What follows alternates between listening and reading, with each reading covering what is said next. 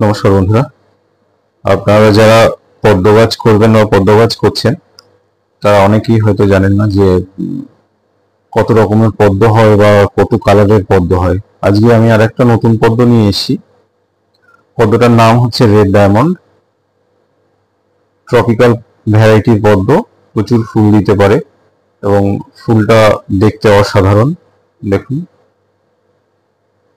Petal অ্যালাইনমেন্টটা অনেক সুন্দর এবং শেপটাও খুব সুন্দর ফুলের।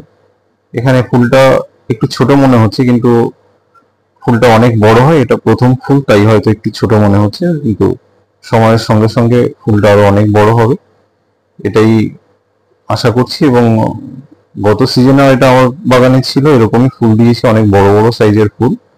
তো যারা আপনারা ভাবছেন একটু ইউনিক টাইপের পদ্ম করবেন বা একটু অন্যরকম কালারের পদ্ম করবেন, তারা এই রেড ডায়মন্ডটাকে অনায়াসে আপনার বাগানে অ্যাড করতে পারেন। ধন্যবাদ।